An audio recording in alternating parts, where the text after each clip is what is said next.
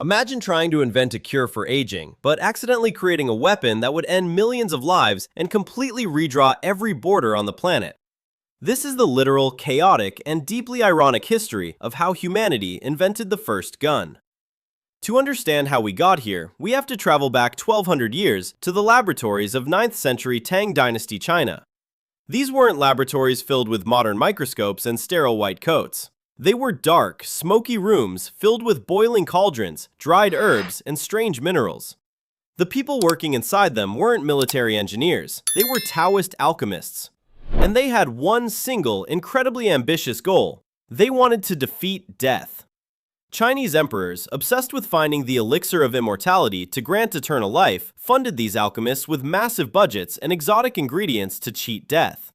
One day, an unnamed alchemist was experimenting with a mixture of three common substances. The first was yellow sulfur, a smelly mineral from volcanic springs. The second was charcoal from burnt wood. The third was saltpeter, a white powder then used as a meat preservative. Individually, none of these ingredients are particularly explosive. You can drop a match on charcoal and it will just slowly smolder. But our alchemist decided to grind them all together into a fine powder and heat them over an open flame to see what chemical reaction would occur. He had accidentally mixed the perfect ratio of fuel and oxidizer.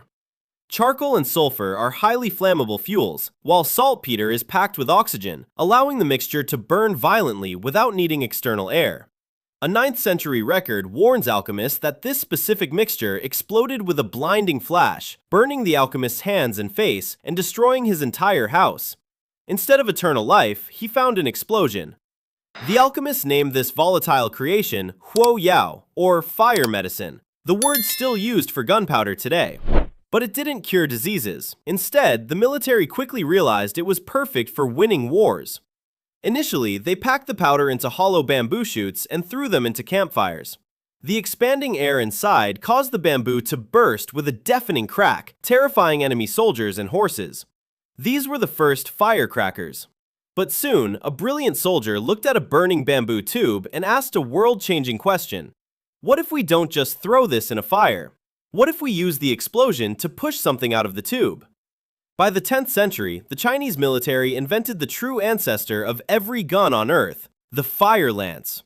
Soldiers strapped a hollow bamboo cylinder to the end of a long spear, loaded it with gunpowder, and packed the barrel with sand, jagged metal shards, and sharp arrows.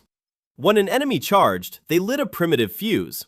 The result was absolute chaos. A roaring stream of white-hot fire, blinding smoke, and deadly shrapnel would blast outward for several yards directly into the faces of the attackers. It was essentially a single-use, primitive shotgun attached to a spear. If the blast didn't kill the enemy, the spearhead on the end of the pole certainly would. The fire lance was a massive tactical success, but it had one glaring physical flaw. Bamboo is wood.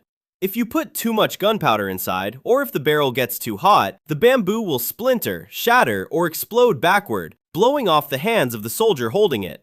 To unleash the true devastating power of gunpowder, humanity needed a stronger container. They needed metal. By the late 13th century, Chinese engineers achieved a massive metallurgical breakthrough. They replaced the fragile bamboo tubes with heavy barrels cast from solid bronze and iron. These were the world's very first true guns, known historically as hand cannons. These early hand cannons were bulky, heavy, and looked like thick metallic vases. To fire them, a soldier would load gunpowder down the muzzle, pack a heavy stone or iron ball on top of it, and hold a glowing hot iron wire to a small touch hole at the back of the barrel to ignite the charge. The explosion was immense. The iron barrel easily contained the extreme pressure, channeling all of that expanding gas in a single direction, hurling the heavy stone ball forward with enough force to shatter wooden shields and pierce steel armor. When the Mongol Empire swept across Asia, they encountered these terrifying weapons firsthand. They quickly adopted the technology and used it to conquer their way westward. Through trade, war, and espionage, the secret of the hand cannon spilled along the Silk Road, eventually reaching Europe in the early 1300s.